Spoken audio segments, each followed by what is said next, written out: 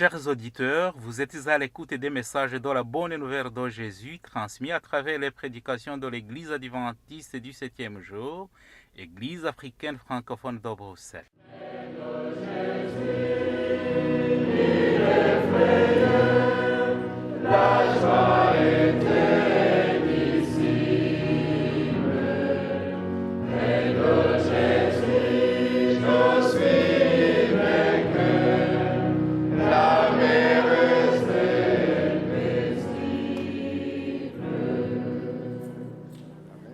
C'est ainsi qu'a commencé la bonne nouvelle de Jésus-Christ, le Fils de Dieu. C'est là ce qui est écrit dans le livre du prophète Ésaïe. J'enverrai mon messager devant toi, il te préparera le chemin. On entend la voix de quelqu'un qui crie dans le désert. Préparez le chemin pour le Seigneur, faites-lui des sentiers droits. Marc chapitre 1, verset 1 à 3. Itangiro ry'ubutumwa bwiza bwa Yesu Kristo, umwana w'Imana. Nk'uko byanditswe n'umuhanuzi Yesaya, ngo nuko ndenda gutuma integuza yanjye mbere yawe, izatunganya inzira yawe.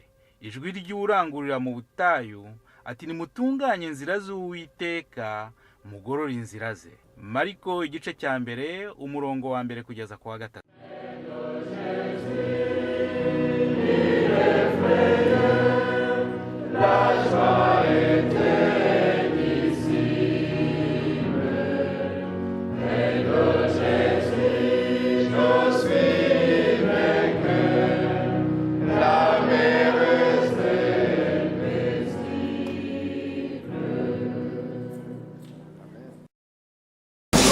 Bwoko bw'Imana, bavandimwe babyeyi, kuri ano masaha nejejwe no kubasuhuza mu izina ry'umwami wacu Yesu, tugire Yesu. Je vous salue, frères et sœurs, peuple de Dieu, je vous salue au nom de notre Seigneur Jésus-Christ. Abamanjije bose bakoze kugira mu itangira ry'iyi gahunda. Je remercie tous ceux qui ont intervenu avant moi depuis le début de ce programme. Ariko histoire y'abana yo yarakarusho.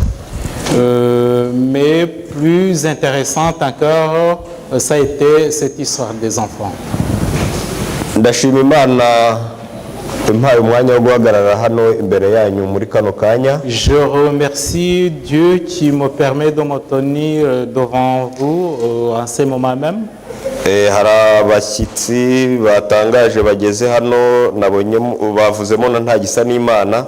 Nous avons des visiteurs dont Mathias Ntagisanimana, Linda na mama we n'abandi. La maman de Linda et autres. Mwese ikaze mu nzu y'Imana. Bienvenue à vous tous dans la maison de Dieu. Mathias we sinjya mwibagirwa kubera amagambo yigeze atubwira, niyo mpamvu nayifuje kuyabanza.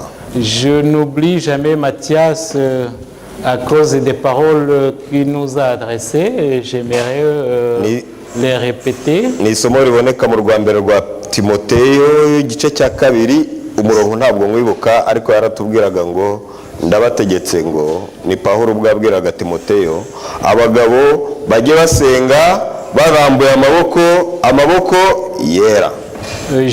C'est un texte que nous trouvons dans Timothée. Je ne me rappelle plus exactement le verset, mais le contexte, c'était le contenu du verset, nous rappelait que les hommes devaient prier en levant les bras vers le ciel. Aya maboko yera igihe cyose nyatekerezaho ngavuga ni mbese birashoboka ko umwana w'umuntu umunyabyaha nkanjye nawe twahindutse abatambyi b'ubwami tubasha kugira aya maboko yera? Est-ce que il vous arrive de penser que vous et moi sommes devenus des sacrificateurs, que nous devons lever les mains comme les sacrificateurs?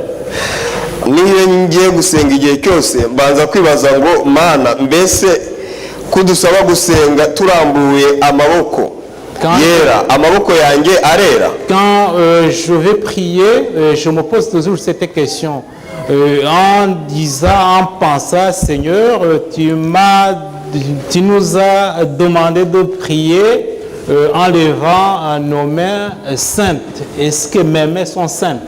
Uyu munsi turarebera hamwe uburyo ki umuntu ashobora kugira aya maboko yera. Nous allons voir ensemble comment on peut avoir les bras saints. Urira nurire tujye mu cyumba cyo hejuru.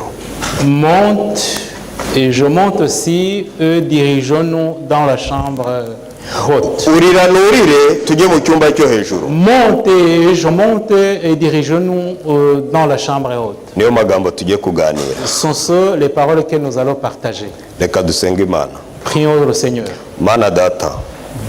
Dieu le Père. Uyu mwanya ce moment uransaba ko nurira kajya mu cyumba cyo hejuru. Tu me demandes de monter vers la chambre haute.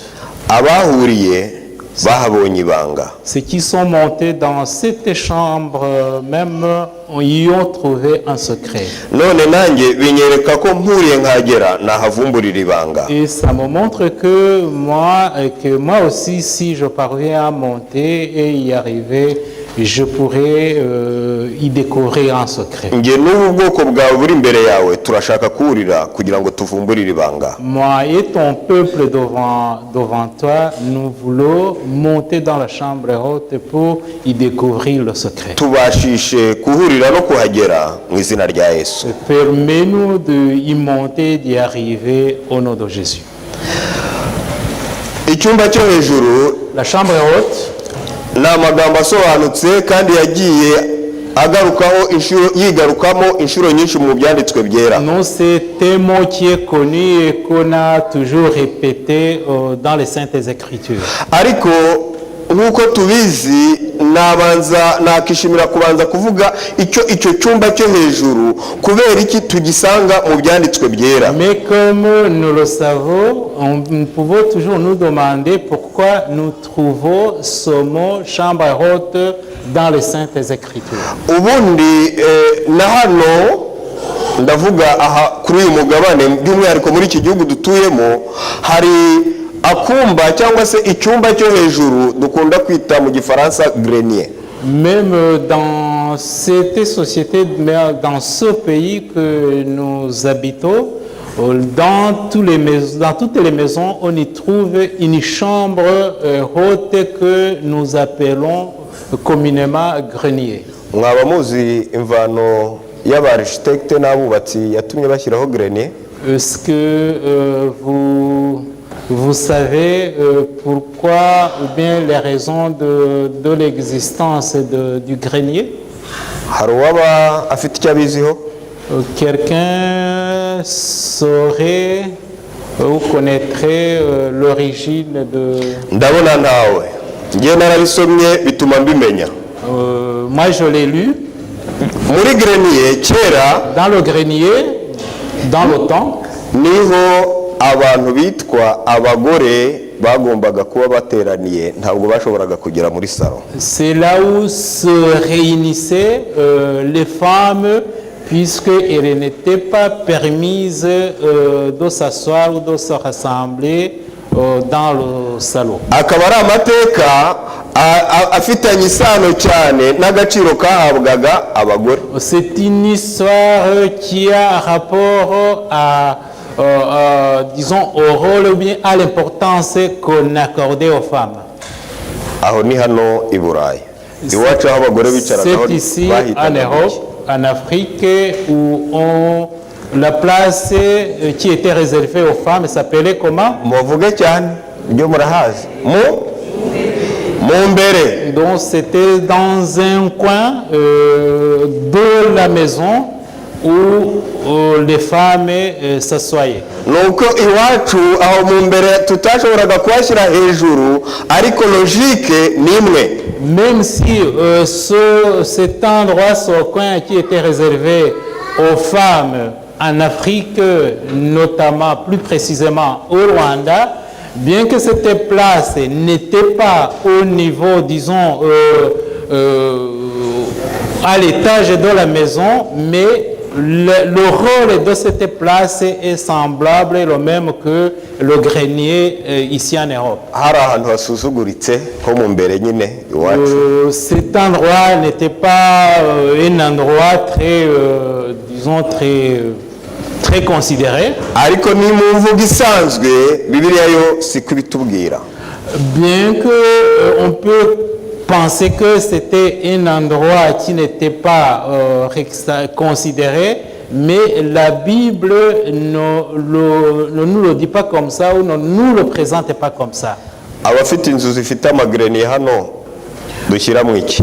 Vous qui avez des maisons qui ont des greniers, qu'est-ce que vous iyo umuntu adafite kave akaba adafite igaraje, ibintu byose agashaka ko abantu babona babijyana hehe? Quand on n'a pas de garage, tout objet qu'on ne veut pas présenter aux gens, on les met dans le grenier. bishatse kuvuga ngo agaciro ka grenier uko kari ejo na n'uyu mwanya niko kakimeze, turacyayitesha agaciro. Pour montrer que l'importance qu'on accordait au grenier dans le tas reste toujours le même actuellement. ariko muri bibiliya itubwira iki ku bijyanye n'iki cyumba cyo hejuru?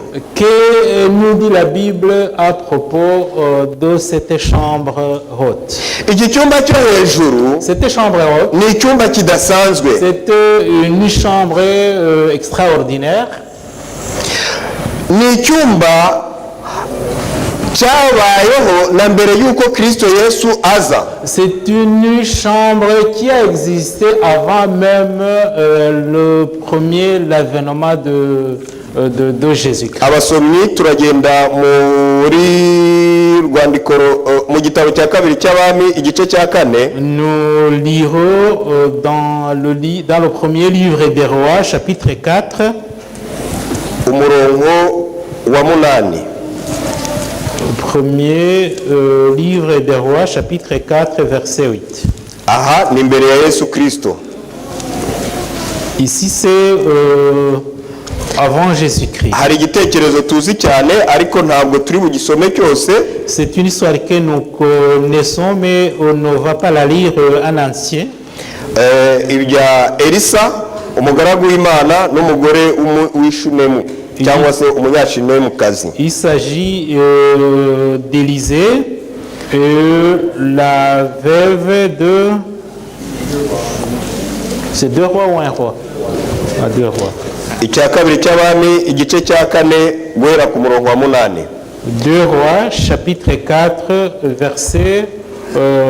à partir du verset 8. uyu mugore w'Ishunemu cyangwa se Ishunemu C'était veuve sunamite. tugiye kubona uburyo yagaragaje itandukaniro ritandukanye n'agaciro duha icyumba cyo hejuru. Nous allons voir comment il a montré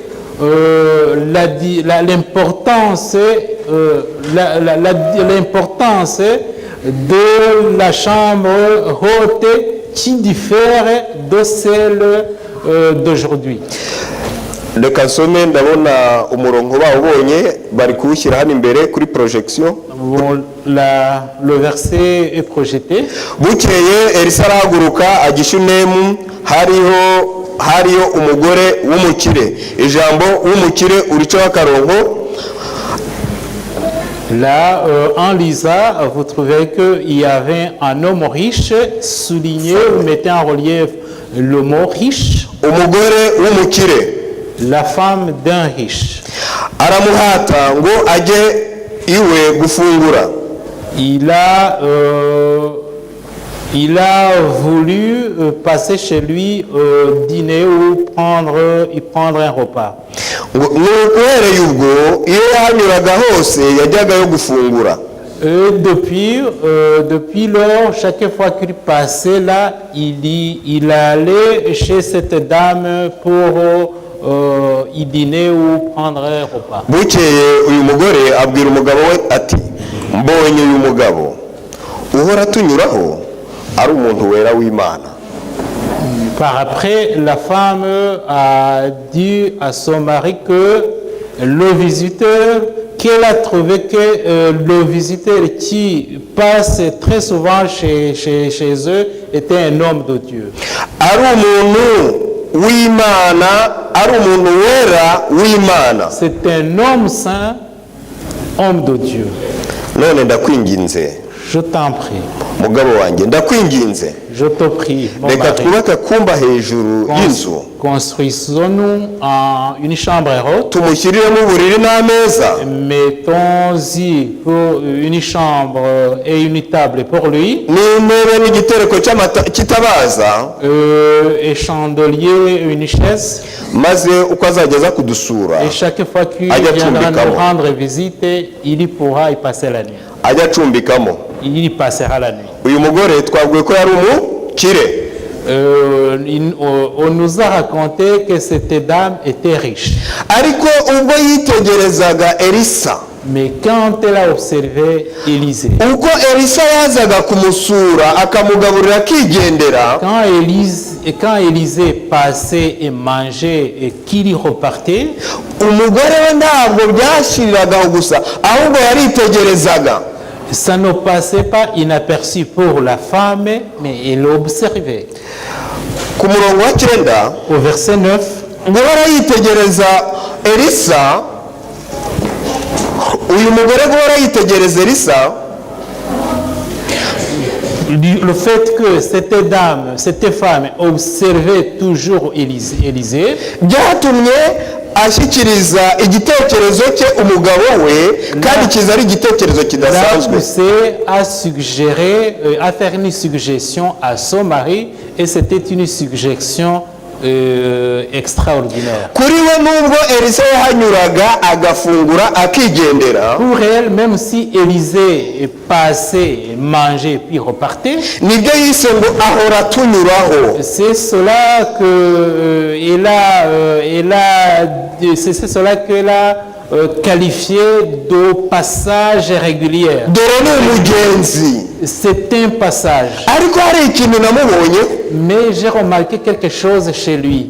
uyu mugabo Cet homme, ni umuntu wera w'Imana. c'est un homme saint, c'est un homme de Dieu. Abagore bari aho Imana ibaha umugisha, Que Dieu bénisse toutes les femmes qui nimba sont ici. mwitegereza mukamera nk'uyu musunnemukazi, S'il vous arrive à observer comme c'était tsunami, iyo ubonye umuntu quand tu vois quelqu'un, mbese uramwitegereza. l'observes-tu? Uyu mugore yaramwitegereje, Cette femme a observé Élisée. amaze kumwitegereza amubonamo ikintu kidasanzwe abandi bantu bose batabonaga, yuko ari umuntu wera w'Imana. Après l'avoir observé, elle a trouvé en lui quelque chose d'extraordinaire. Elle a découvert que c'était un homme de Dieu, un homme saint. Umugabo we nta hantu batubwira ko yigeze abona ako kantu. Et dans la Bible, on ne nous parle nulle part où son mari aurait remarqué quelque chose. None se muvandimwe, Mon ami, mon frère, aho uca, où tu passes, aho ukora, où tu travailles, aho ugenda, où tu y vas, iyo bakwitegereje quand on t'observe, bakubonaho iki? qu'est-ce qu'on trouve? Urira, nurire tujye mu cyumba cyo hejuru. Monte, je monte et dirigeons-nous dans la chambre haute. Elisa yanejejwe nuko atakibaye umushyitsi, ahubwo abaye umwe mu bagize inzu. Élisée était content du fait qu'on lui avait réservé un lieu, et comme ça, et de ce fait, il n'était plus considéré comme un visiteur, mais comme un membre de la famille. Nimusoma iki gice muzasanga ko uyu mugore yari afite abana b'abakobwa ariko atari afite umwana w'umuhungu. Quand vous lirez ce chapitre, vous constaterez que cette femme avait beaucoup de filles, mais il n'avait pas un garçon. Kuri icyo gihe uyu mugore w'umukire cyangwa se umuryango ukize udafite umwana w'umuhungu wumvaga ari umuryango w'ucike. À cette époque, une famille riche et qui n'avait pas d'office, c'était un problème. maze elisa n'umugaragu we bamurebye bamubona ko ari cyo kintu abuze. Quand Élisée et son serviteur ont observé et ont regardé cette dame, ils ont remarqué qu'il lui manquait un enfant mâle. elisa aramuhanurira mu izina rya yesu ati umwaka utaha nk'iki gihe uzaba ucigatiye mu ntoki zawe umwana w'umuhungu. Et Élisée a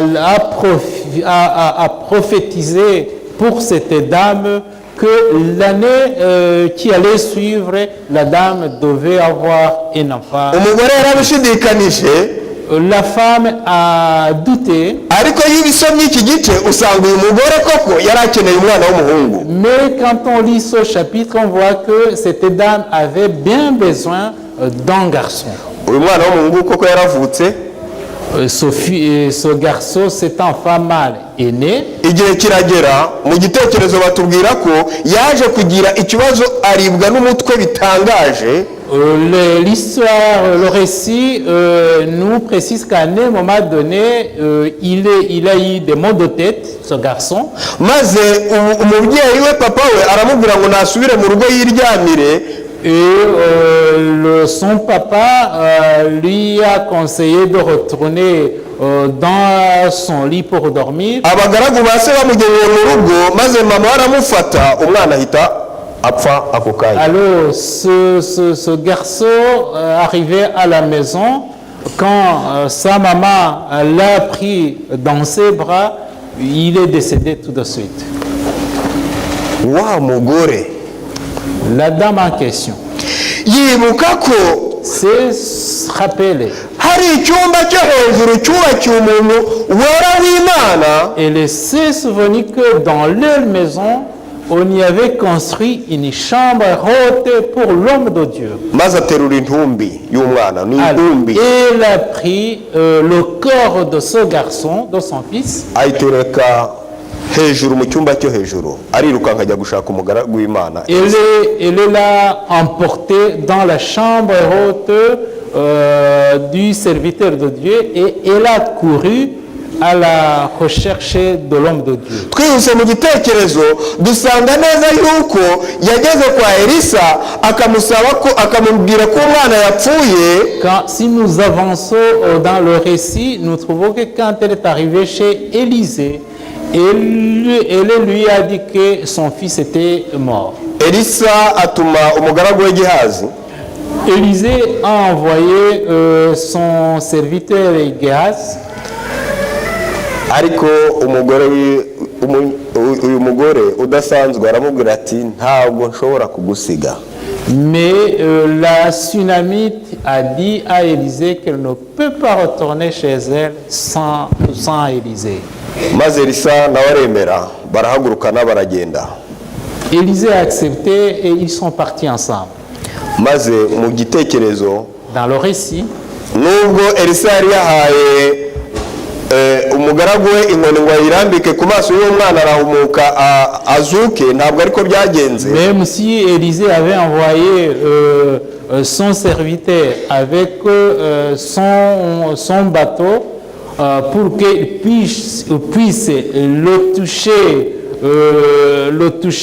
toucher le garçon avec son bâton pour le ressusciter.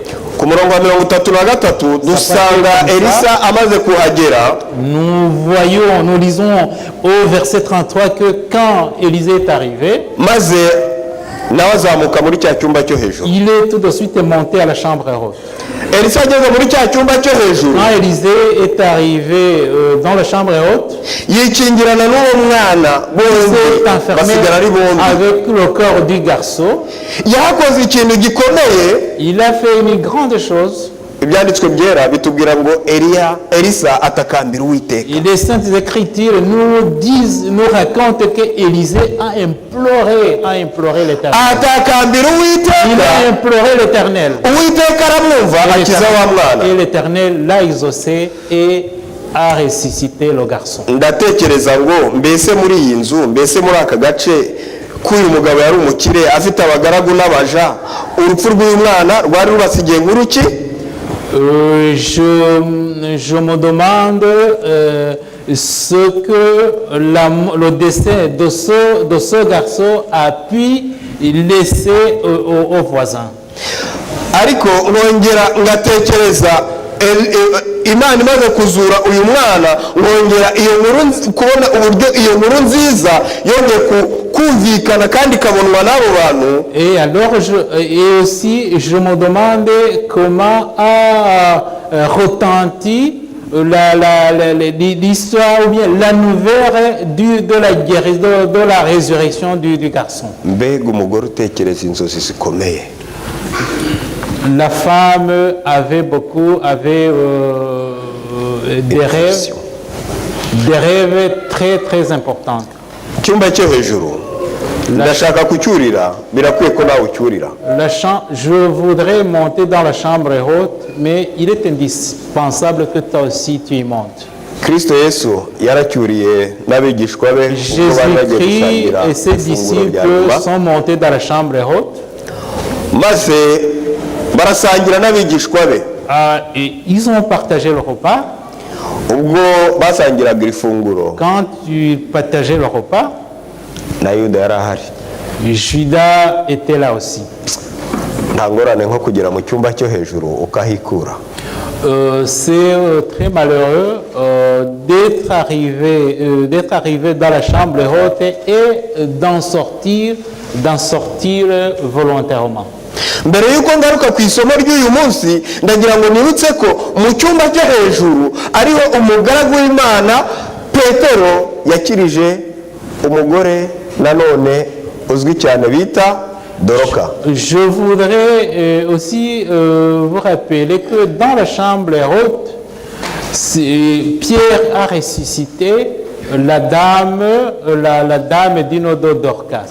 Nubwo iki cyumba cyo hejuru mu buryo busanzwe ari ahantu hasuzuguritse, même si aux yeux des hommes la chambre haute n'a pas d'importance ou est négligeable, ariko Bibiliya yahaye ahantu hakomeye.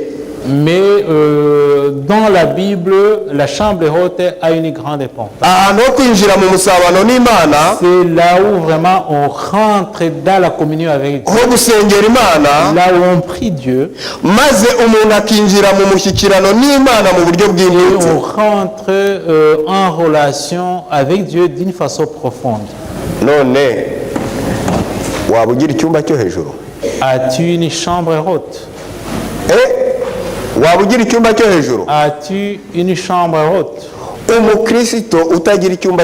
Un chrétien qui n'a pas de chambre haute,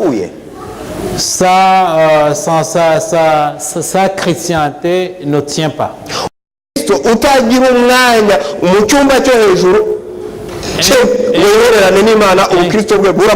Un chrétien qui n'a pas de chambre haute pour se ressourcer avec Dieu, sa vie chrétienne n'a pas de valeur. Revenons dans le livre des Actes. Actes, le livre que j'aime beaucoup.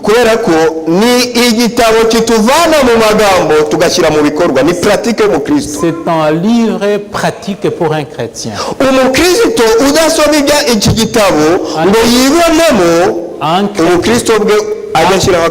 Un chrétien qui ne lit pas le livre des Actes des Apôtres et qui ne s'y retrouve pas, il doit se poser des questions. Ce sont les actes des apôtres et maintenant toi et moi sommes des apôtres. Si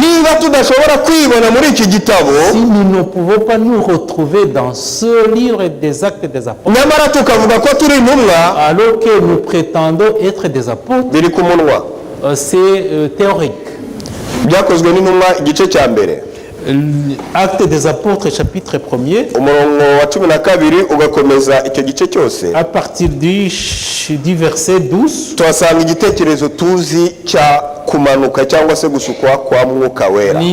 nous y trouvons le récit de l'aspersion du Saint-Esprit. Jésus avait dit à ses disciples d'attendre dans la ville. ubwo yesu kirisito yari ari kumwe n'abigishwa be Quand Jésus était avec ses disciples, bagiye kubona arimo ababwira amagambo meza babona arazamutse bose baramutumbira. au moment où il était en train de leur raconter, ils l'ont vu monter au ciel. uko barimo bibaza ngo ni ibiki bibaye, Quand subitement, quand ils étaient en train de se poser la question pour savoir ce qui se passait, ndagira ngo mbibutse ko bamwe muri abo bigishwa abari bo bibwiraga ngo mbese iki nicyo cya gihe kigeze cyo kugira ngo ubwami bwawe mwami bwimikwe hano ku isi. je voulais vous rappeler que parmi ces disciples, il y avait ceux qui se demandaient toujours si son moment même était venu pour que le Jésus soit roi, soit couronné roi d'Israël. arazamuka bamureba Il est monté au vu de tout le monde. barimo bibaza ngo abagabo babiri barababonekera, ni amasomo tuzi, ni amagambo tuzi. C'est une histoire que nous connaissons. Quand ils se posaient des questions, barababwira ati uko mumubonye azamuka ajya mu ijuru. alors deux hommes les l'ont apparu et ils leur ont dit, Mais quoi, comme ça? vous le voyez monter au ciel, il reviendra de la même façon. maze bahita basubira inyuma Ils sont bagiye Yerusalemu nk'uko bari barabisabwe n'umwami Imana. retournés à Jérusalem comme il leur avait été demandé par Jésus. bageze i Yerusalemu Quand ils sont arrivés à Jérusalem, ngo burira mu cyumba cyo hejuru. ils sont montés dans la chambre haute. nakunze ijambo amaverisiyo amwe ntabwo ahura, J'ai aimé aho bakoresheje ngo nk'uko bari bamenyereye. J'aime la version qui relate que c'était l'habitude de se réunir dans la chambre. ariko iyinjira n'izamuka bazamuka iki cyumba cyo hejuru ryo Mais, ryari ritandukanye n'ubundi buryo bwose babaye. cette fois-ci, la façon dont il montait dans la chambre haute différait des autres fois. bari bafite umutima uhuye, Ils avaient un même cœur, bari bafite umutima uhuye ils avaient un cœur uni mu cyumba cyo hejuru dans la chambre haute. hahinduka ahantu ho gusengera Imana mu buryo bwimbitse. C'était devenu un lieu de prière d'une façon. ariko mwibaza ngo Petero wahoraga ashaka kuba mukuru, Et je me demande quant à Pierre qui voulait toujours prendre la première place. ni gute noneho agiye kwicarana na bagenzi be yabonaga ko ari we uzabayobora. Comment il allait s'asseoir avec ses collègues qui lui supposaient être subalternes. ni gute Tomasi wari umuhakanyagageza ubwo ahakana nyir'ubwite amureba. Comment Thomas qui n'avait pas voulu accepter que c'était Jésus qui était ressuscité. ni gute Yohana yiyumvaga noneho ari kumwe n'abandi bigishwa baratanye Yesu bakamuma inyuma. Je me demande comment était Jean. yego Oui, Jean qui avait wakurikiye Yesu abandi bamuhunze akamugumaho ahantu agiye hose. suivi Jésus tandis que les autres s'étaient enfuis. yabashaga guterana nabo ngo bafite umutima uhuye. Comment est-ce que toutes ces personnes et tous ces disciples pouvaient se réunir avec un cœur uni? uyu mutima uhuye wabonetse ute?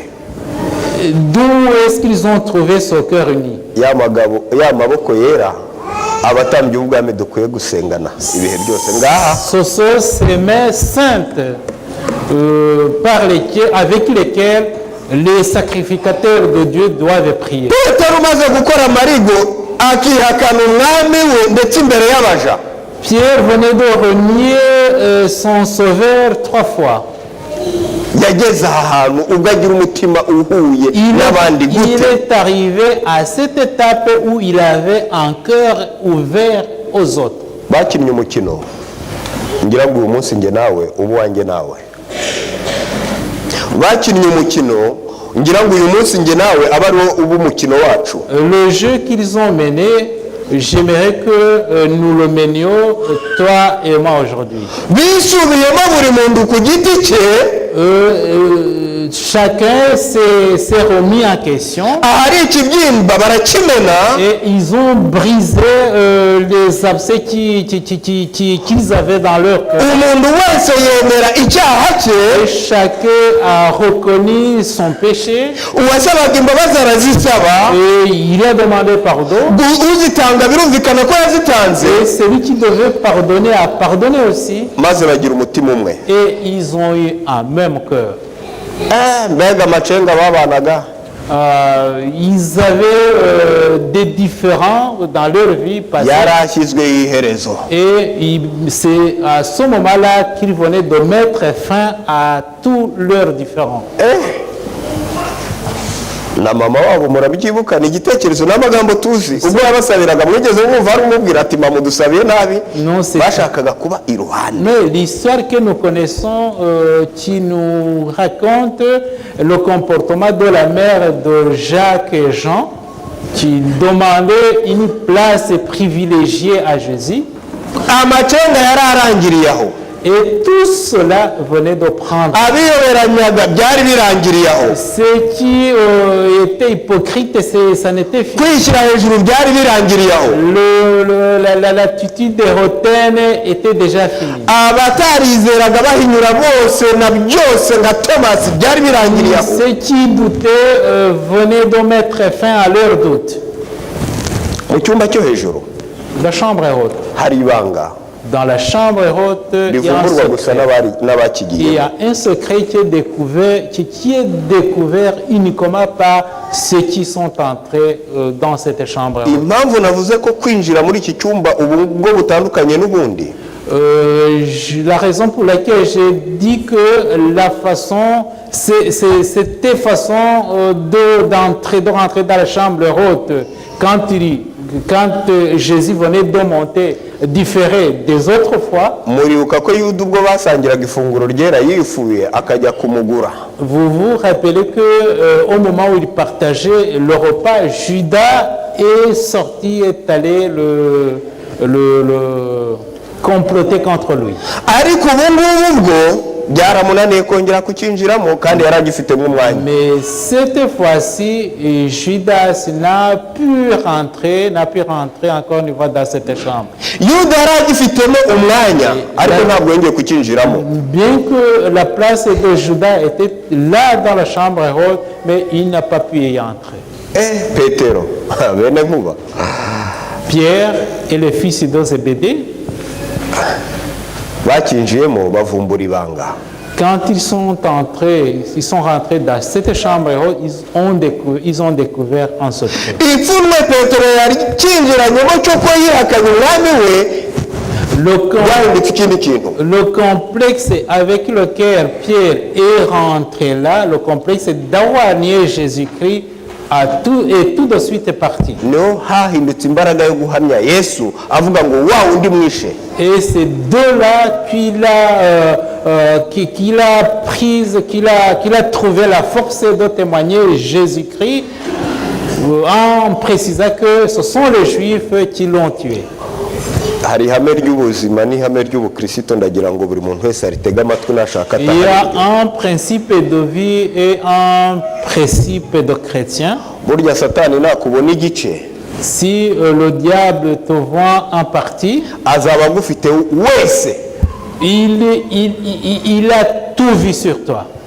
satani naba agufite igice Si le diable te possède en partie, azaba agufite wese il te possède entièrement. ariko ihabanye n'icyo Mais ce qui est différent de cela, ni uko imana yo igufite igice c'est que quand Dieu te possède en burya nta na partie, kimwe iba ifite il n'a rien de toi. nta na kimwe iba ifite Il n'a rien de toi. iryo hame turitahane C'est un principe que nous ne devons pas oublier. uyu munsi mbese imana imfite wese cyangwa imfite igice Dieu aujourd'hui me possède en entier ou me possède en partie. niba mfite igice menye ko itamfite Si il me possède en partie, c'est-à-dire qu'il ne me possède kuko irashaka kungira wese puisqu'il veut me posséder en entier. ariko niba mfite igice menye ko ikindi gice kiri kuri satani ahubwo satani amfite wese. Alors s'il me possède en partie, je dois savoir que le diable possède une autre partie de moi et il me possède en entier. niko byagenze kuri yuda ngo C'est namenye ce qui- amaraso atariho urubanza. C'est ce qui s'est passé chez Judas quand il y reconnaissait qu'il a versé le sang, du sang innocent.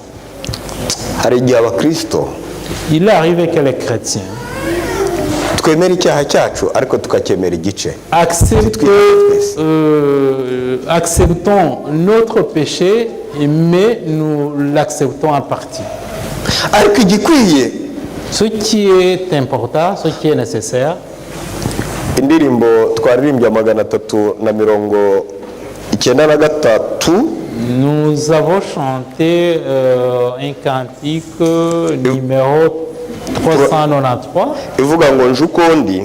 qui dit que je viens tel que je suis. mu gifaransa ndayikunda Je l'aime en version française. ariko sinayikunda cyane nk'uko nyikunda mu Mais je kinyarwanda. ne peux pas l'aimer aussi tant que je l'aime en version ibyo rwandaise. murabimbabarira ndi umunyarwanda niyo ntekereje bwa mbere ntekereza nk'umunyarwanda. Vous allez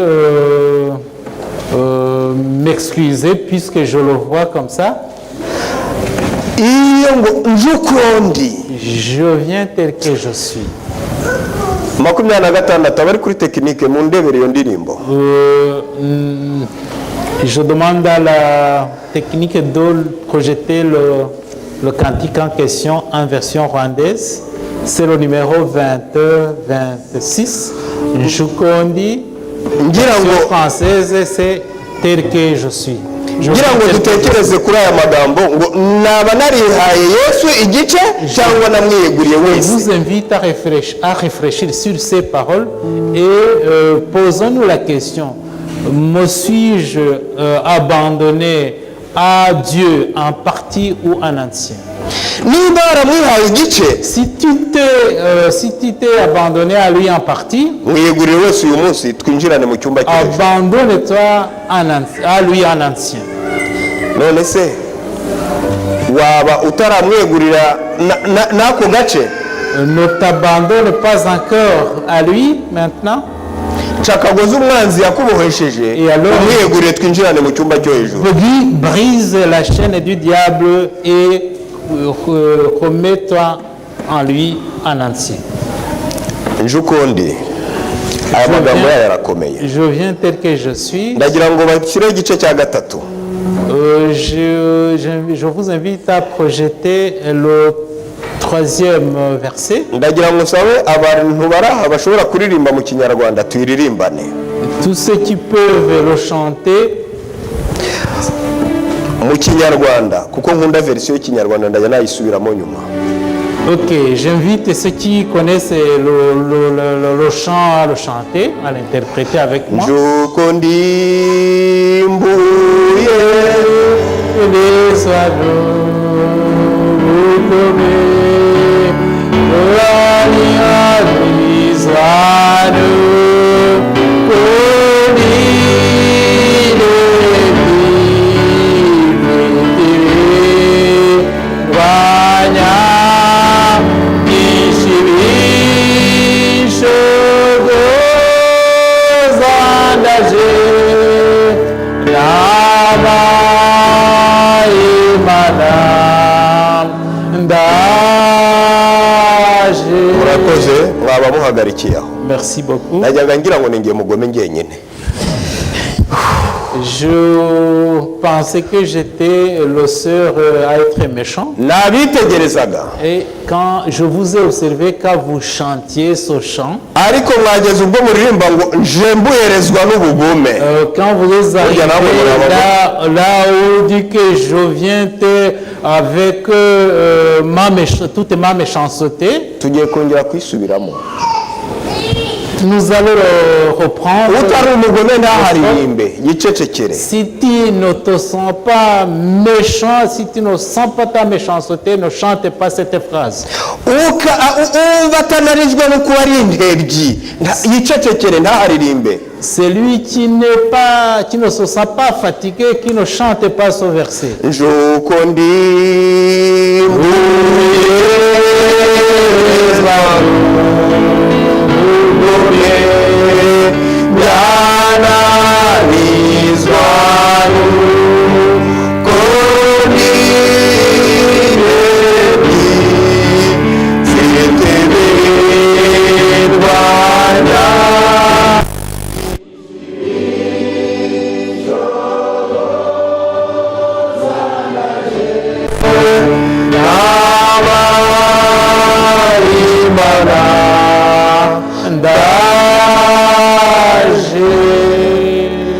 naho waba umugome ute cyangwa nkaba umugome gute sinabaho nka Petero. Peu importe le degré de ta méchanceté, on ne peut pas être comme Pierre. Nshimye Imana yuko uyu munsi nge nawe duhagarara tubwira Imana ngo tuje uko turi kandi turi abagome. Je remercie Dieu parce que toi et moi, nous présentons devant Dieu en disant que nous venons avec notre méchanceté. Nshimye Imana kuko yibwira ngo dufite byinshi bitunaniza bikaducogoza. Je loue le Seigneur parce que je me permets de lui dire que j'ai beaucoup de choses. Nshimye Imana kuko tuyibwira ngo ndaje ntama y'Imana yakira. Je remercie Dieu parce que je peux lui dire que je viens et lui demander de m'accueillir. Igice cya kane. Le 4e verset. Njuko ndi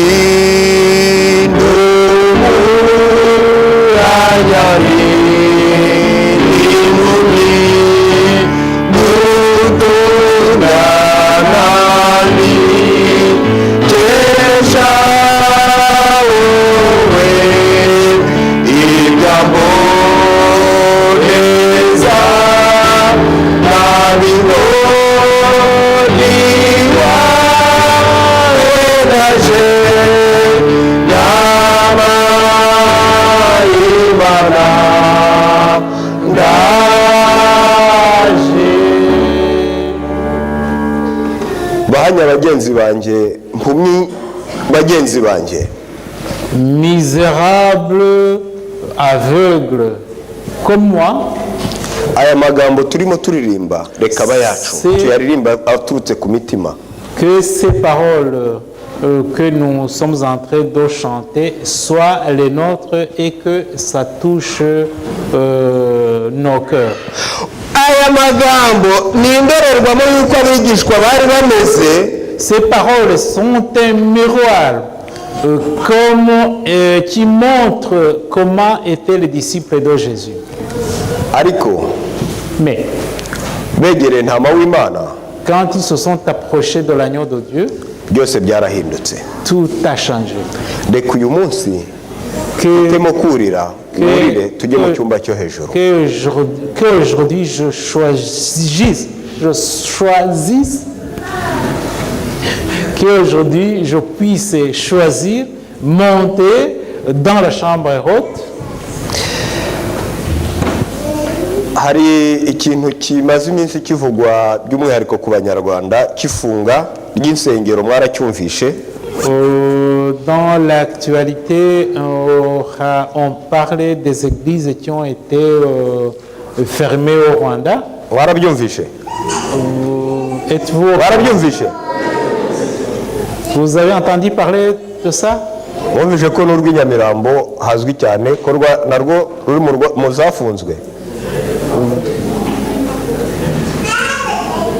Ni nyinshi ndahera ku rw'inyamirambo kuko l'église de Nyamirambo qui est très connue aussi fait objet de cette mesure. Byabagendekeye bite? Qu'est-ce qui s'est passé? Mumaze kumva ayo makuru? Quand vous avez appris cette nouvelle, quelle a été votre réaction? Hari abo mwaganiriye nabo kuri icyo kintu? auriez-vous parlé à quelqu'un concernant cet événement? ntabo okay nimba badahari reka mbabwire nge naganiriye nabo. Bon, si personne n'a parlé à personne, à quelqu'un du Rwanda, je vais vous raconter moi qu'il a... abantu benshi barababaye ntabwo banezerewe, Beaucoup de personnes ne sont pas contents, ndetse barijujuta, ils se lamentent. ndetse n'ikimenyumenyu mwumvishe abapasitori bafunzwe. D'ailleurs, pour cela, vous avez appris qu'il y a eu des pasteurs qui ont été en prison. ariko sinshaka kubibanda cyane ku kibazo cy'ifungwa ry'insengero, ndashaka kugira ngo mvuge kuri reaction yabaye gusa. Mais je ne veux pas m'attarder sur la fermeture de ces églises, mais plutôt sur la réaction qui a suivi cette fermeture. iyo wumva ukunda abantu bababajwe n'uburyo bafunze insengero zigaragara, Si quand tu entends les gens se lamenter concernant la fermeture des églises qui étaient connues, naribajije nti mbese umutima wanjye rusengero rukumbi Imana ishaka rurafunguye? je me suis demandé si mon cœur, qui est l'église intérieure, qui n'est pas vue de tout le monde, je me suis demandé si elle est fermée ou si elle est ouverte comme Dieu le veut. Yuda Judas, uwo mukino yakinnye, il menait ce jeu. urusengero rw'imbere rutagaragara ni rw'Imana ikeneye. Dieu a besoin plus de l'église intérieure, église du cœur. C'est celle-là dont il a besoin. witwarwa no kuvuga ngo insengero zafu, wibaze ngo mbese urusengero rw'umutima wanjye rufungura Imana. Nicyo kibazo. Au lieu de t'attarder sur la fermeture des églises physiques, attarde-toi sur la question de savoir si ton cœur, qui est l'église, dont a besoin ton Dieu, si cette église est... muri Yerusalemu hari hateraniye abantu benshi, À Jérusalem étaient rassemblés beaucoup de personnes. ariko ijambo ry'Imana ritubwira ngo 120 gusa bateraniye mu cyumba cyo hejuru, nibo Mwuka Wera yamanukiye. Mais la parole de Dieu nous dit que seules 120 personnes qui étaient rassemblées dans la chambre haute ont reçu le Saint-Esprit. kubera iki? ubwo bari mu cyumba cyo hejuru imitima yabo yari ifunguriye Parce que Imana. quand ils étaient dans la chambre haute, leur cœur était ouvert à Dieu. muri iki gihe cya none tunejejwe, Yerusalemu igereranywa n'urusengero aheraho Imana, tunejejwe no kuhaba ariko dufunze. Actuellement, on aimerait être dans Jérusalem, mais tout en état fermé. ese harya zifungwa kubera iki? Nicyo kibazo Est-ce qu'on cyagombye ferme kwibaza. ces églises?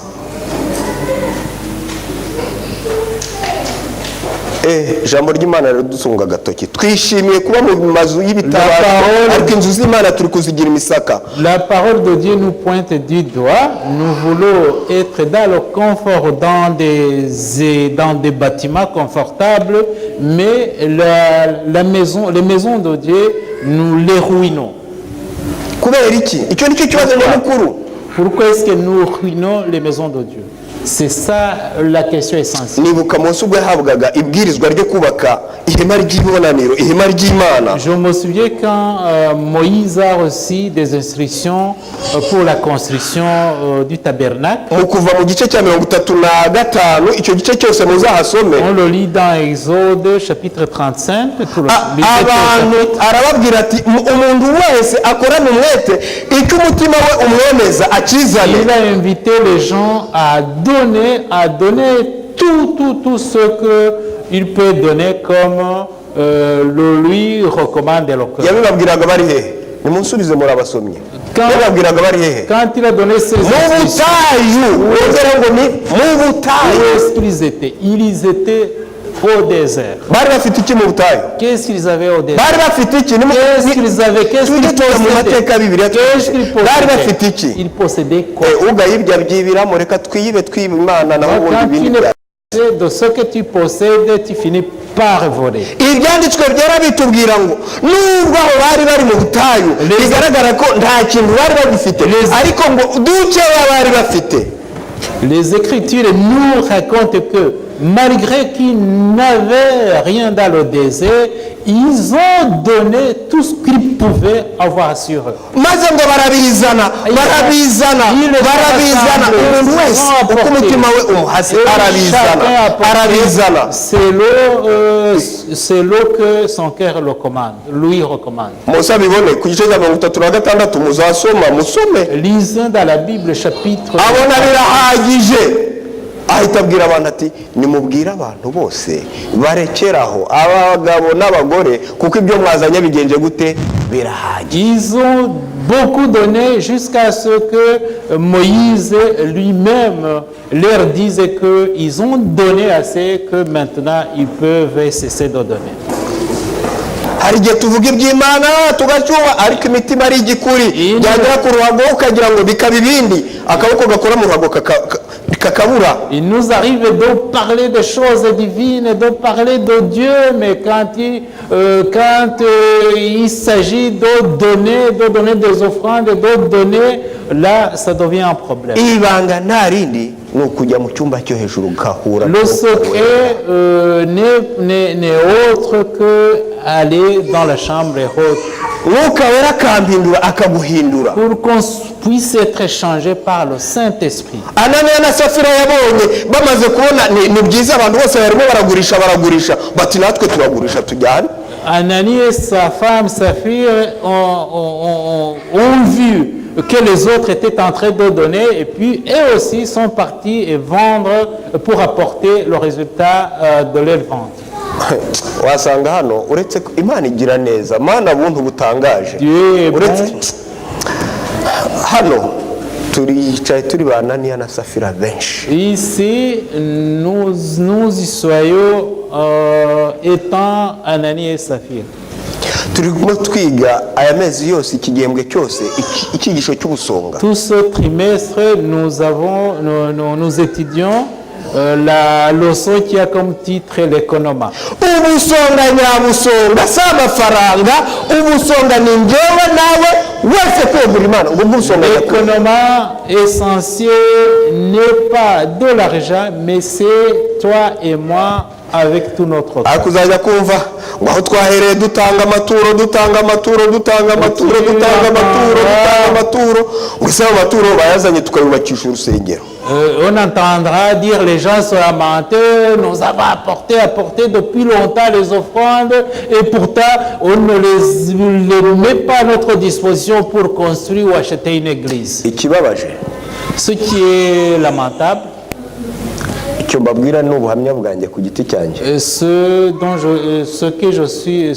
je suis en train de vous parler, c'est mon Umuntu umwe yaganirizaga témoignage. bagenzi be Quelqu'un parlait à ses amis ko atakinatura, qui ne donnait plus l'offrande, ko no gutura ntacyo bimubwiye, que ça ne lui dit plus rien, kuko atamenya n'ibyo amaturo akoreshwa. puisqu'il ignore la destination des offrandes.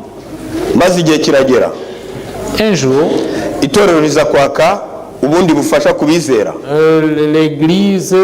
l'Église a sollicité d'autres donations Abo wa mbere gushyira agatoki hejuru et il a été le premier à lever le atari ko doigt amaturo dutura et il a posé la mwahereye question. kuri ayo. Et est-ce que les offrandes que nous donnons, pourquoi ne pas, disons, les prendre comme base de notre Ntabwo yavuze projet? ngo amaturo batura, yavuze amaturo dutura nawe Et yishyemo. il a dit les offrandes que nous donnons, et puis il a fait remarquer dans son intervention que lui aussi donnait des offrandes. Mbese ko yavuze ko atagitura Alors qu'il avait dit bien avant qu'il ne donnait il ne donne jamais les offrandes. hari igihe wasanga inshuro nyinshi tuvuga ngo cya cumi dutanga amaturo dutura kandi nta nicyo dutanga. Imana ntiwamyeza imitima Il buri peut wese. nous arriver de faire un chantage que nous donnons des offrandes, des dîmes, alors que pratiquement nous ne donnons rien. Icyatuma nge nawe twiha Imana ijana ku ijana nk'uko ibishaka, Ce qui peut me pousser à me permettre à me donner à Dieu comme il le veut, icyatuma uyu munsi ngambirira kuzajya ndambura ibiganza mbwira Imana yanjye n'amaboko yera, ce qui peut, si je pouvais lever les mains vers les mains saintes vers le Dieu saint, ni ukwemera ko ntari mwiza, ce qui peut me le permettre, c'est reconnaître que je ne suis pas bon, ndi umugome, que je suis ndi méchant, umuhanya, que je suis ndi umugirwa nabi, que je suis nta kibi malfaiteur, cyansize, et que je ariko Imana comptabilise tous les izigira mots. neza nkayisaba kungira mwiza. Et je demande à Dieu, qui est un Dieu de grâce, de me icyo changer ishoboye ijana ku ijana ngicyo. et me changer comme il le veut, puisqu'il en est capable 100%. Isengesho ritagira tegereza ngiryo. Voilà une prière qui ne demande pas d'attendre. Reka uyu mwanya umbere wo gutekereza ngo mbese mfite icyo cyumba cyo hejuru mu mibereho yanjye. Que ce moment soit pour moi de me demander si j'ai la chambre haute dans ma vie.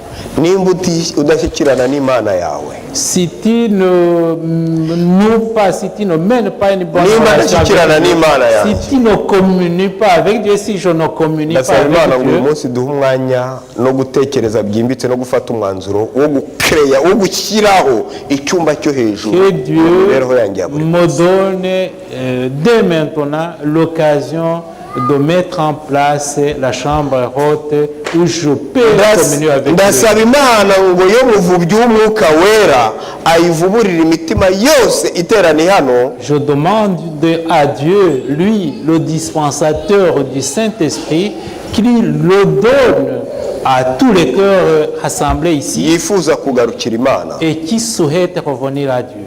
Amen. Amen. Ntama w'Imana, Agneau de Dieu, uwera w'ibihe byose, Saint, éternel, turi babi uratuzi, nous sommes mauvais, tu nous connais, ariko iyo udukunda ububi bwacu ntabwo bureba. mais quand tu nous aimes, tu ne tiens pas compte de notre Iyo méchanceté. dutekereje urwo rukundo biraturenga. Quand nous pensons à cet amour, ça nous dépasse. Nyamara twaguteye umugongo ibihe byinshi, Nous t'avons tourné le dos, twabaye abagome turakugomera, nous avons été méchants envers toi.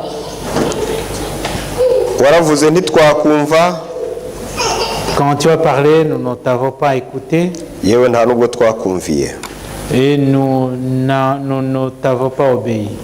Ariko muri kano kanya tuje imbere yawe Maintenant, dufashe nous- ingamba nshyashya, Mais maintenant nous présentons devant toi avec de nouveaux principes. wowe mubumbyi nyakuri, Toi qui es le vrai potier, ndakwinginze ngo utugire ibibumbano bishyashya rends-nous de nouveaux objets bihora bigendera muri gahunda yawe iteka. qui marchent toujours dans ta volonté, dans ton ordre.